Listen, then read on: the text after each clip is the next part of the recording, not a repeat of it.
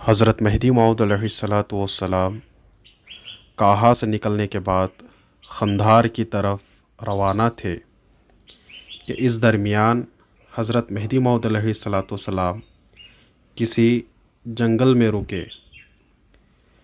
جب وہاں سے روانہ ہوئے صحابہ آپ کے ساتھ ہو گئے اور حضرت شاہ نظام رضی اللہ تعالیٰ عنہ اپنی شیر خوار بچی جن کا نام بی بی نور اللہ تھا کو جھولی میں بنا کر اس میں ڈال کر جھولی اپنے گلے سے لٹکا کر ساتھ رکھتے تھے۔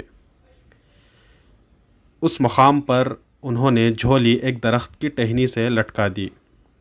جب وہاں سے روانہ ہوئے جھولی بھول گئے۔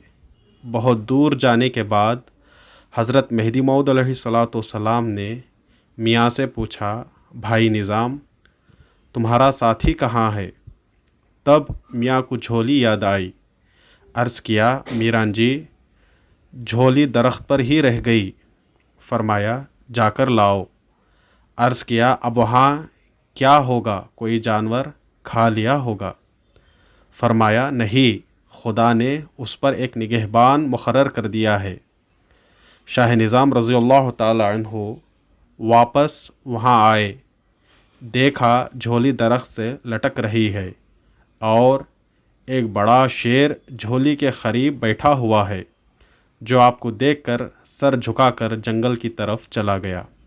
آپ رضی اللہ عنہ نے جا کر دیکھا تو بچی جھولی میں فراغت سے سو رہی ہے۔ جھولی لے کر حضور مہدی میں آئے۔ جب آ رہے تھے تو راستہ بھول گئے، تو راستے کے شجر حجر کنکر پتھر سے آواز آنے لگی، ھذا مہدی ھذا مہدی۔ اور آنے کے بعد سارا واقعہ حضرت مہدی موعود علیہ الصلاۃ والسلام سے فرمایا۔